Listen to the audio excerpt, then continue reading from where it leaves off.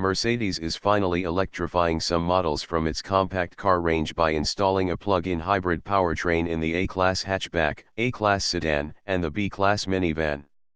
Carrying the 250e suffix and EQ power branding, the trio largely retains the design of the conventionally powered models, but obviously with an extra fuel cap on the other rear fender to charge the 15.6 kWh battery pack.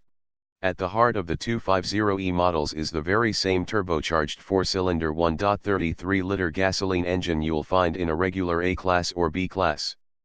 It produces 158 horsepower, 118 kilowatts, and 250 Nm, 184 pound-feet, of torque and works together with an electric motor rated at 101 HP, 75 kilowatts, and 300 Nm, 221 lb-ft. The PHEV system enables a combined output of 215 HP, 160 kilowatts, and 450 Nm, 332 lb-ft, and is linked to an 8-speed, dual-clutch automatic transmission. The electrified punch helps the 5-door hatch run to 62 miles per hour, 100 kilometers per hour, from a standstill in 6.6 seconds, while its sedan counterpart needs an extra tenth of a second. Go for the B-Class and the time will increase to 6.8 seconds. As far as top speed is concerned, the hatch and the minivan max out at 146 miles per hour, 235 kilometers per hour, compared to the slightly higher 149 miles per hour, 240 kilometers per hour, velocity achieved by the sedan.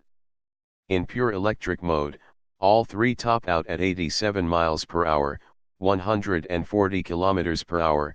The water-cooled battery pack weighs approximately 150 kilograms, 331 pounds, and provides the A250e hatch with a zero-emissions range between 60 and 68 kilometers, 37 to 42 miles, per WLTP or 74 to 76 kilometers, 46 to 47 miles, according to the NEDC regime.